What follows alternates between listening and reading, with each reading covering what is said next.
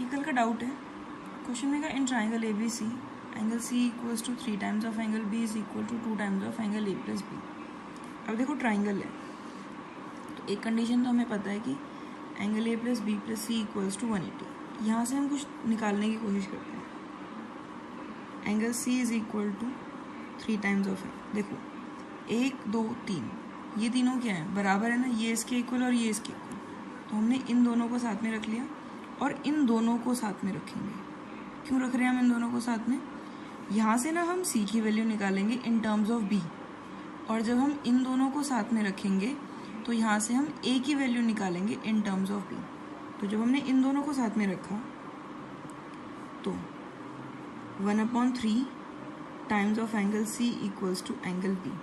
ठीक है, sorry C की वैल्यू निकाल रहे हैं बी की टर्म्स में, तो ये तो हमें मिल गया फर्स्ट।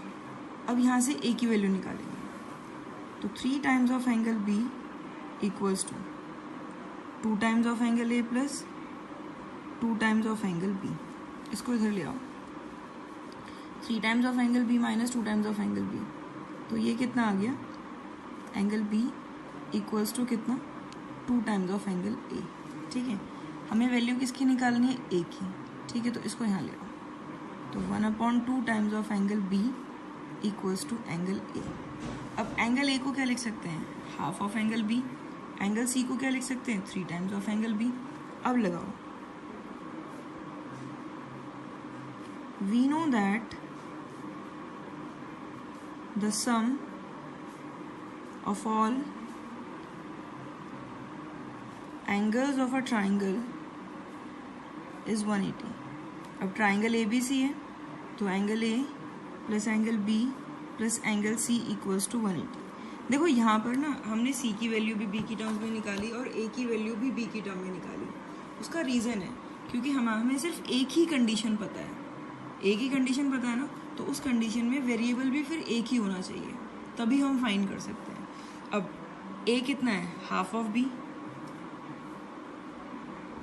बी को बी रखना, बी को कुछ और मत रखना, बी, और सी कितना है, 3 times of B equals to कितना, 180। अब एक इक्वेशन थी ए बी सी, 3 वेरिएबल थे, तीनों को हमने एक में कन्वर्ट कर दिया। अब यहाँ से हमें वैल्यू मिल जाएगी। यहाँ से क्या करो, एंगल बी कॉमन ले लो, 1/2 + 1 + कितना, 3 इक्वल्स टू 180।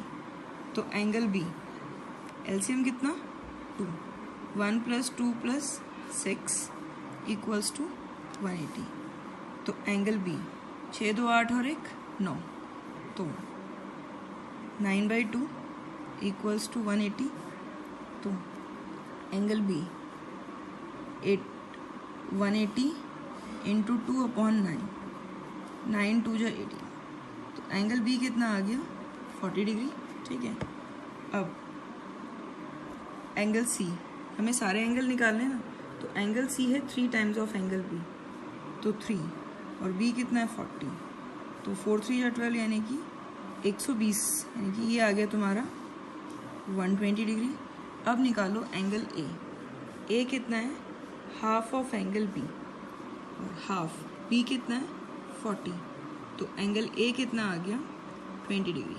अब देखो एंगल बी 20, सी 120, और ये कितना आ गया, बी तुम्हारा, यहाँ लिख लो, एंगल बी इज 40 डिग्री। यही हमसे पूछे गए। जब भी इस तरह का क्वेश्चन दिया जाए ना तो कंफ्यूज मत हो। ट्राइंगल है, ठीक है, ट्राइंगल के तीनों एंगल का सम 180 होता है। अब यहाँ इस तरह से दिया हुआ है, हमारे पास इक्वेशन एक है, लेकिन इक्वेशन एक है बट वेरिएबल 3 है। तो हमने क्या करा, वेरिएबल कम करने की कोशिश की। बी को भी यहाँ पर ना बी ही था जिसकी टर्म्स में हम दोनों निकाल सकते थे, क्योंकि rise of angle B is equal to this और ये।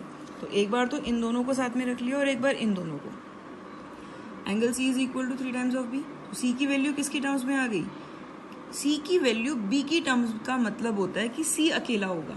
ठीक है, और उसकी वैल्यू ये, ए की वैल्यू बी की टर्म्स में, यानी कि एंगल ए अकेला होना चाहिए। तो ये यहाँ पर तो ट्वाइस था, इसको यहाँ ले आए, अब एंगल ए अकेला हो गया। एंगल ए की वैल्यू हो गई हाफ ऑफ बी और एंगल सी की वैल्यू हो गई 3 टाइम्स ऑफ। उनको फर्स्ट इस वाली इक्वेशन में हमने पुट करके सॉल्व किया।